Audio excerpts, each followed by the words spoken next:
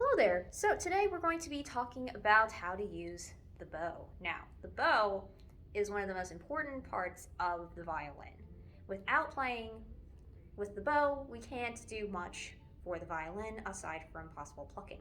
So, we're going to be talking about the different parts of the bow so that we know when we have to use our bow, which direction it will go in, how to maintain our bow, and just the ins and outs of the bow. So we're going to be starting with what's called the screw.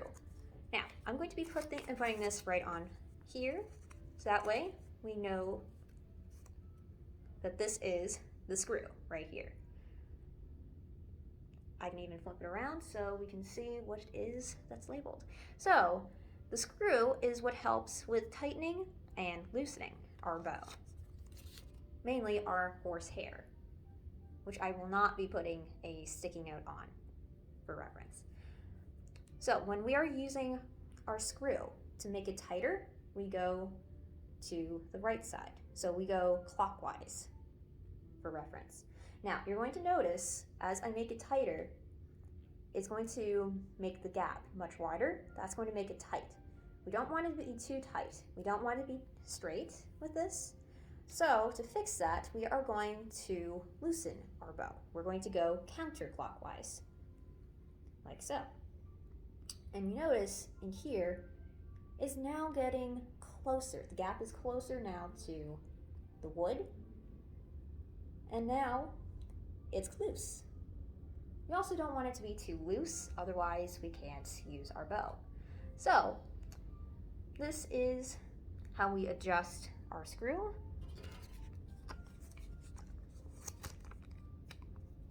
And I'll put the label back on. Right here, we have what's called the ferrule, this metal piece here. And this black part here is what's called the frog.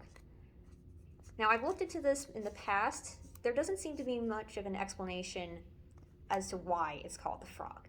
But the idea is you put your thumb right at that tip portion. Take this off. This portion here of the bow, so that way we can set our fingers nicely. And if you would like to learn more about how to hold the violin bow, please refer to my violin bow hold video. So this is just as a little refresher. We have the frog, this metal black part here, and the silver part being the ferrule. Next, we have what's called the winding. Now, the winding is just part of the bow. It also just helps us with figuring out where we can put our index finger. You'll notice that there is a pad here. This is what is part of the winding that's included. So it's just a nice way to rest your index finger while you're playing. Next up, we have the stick.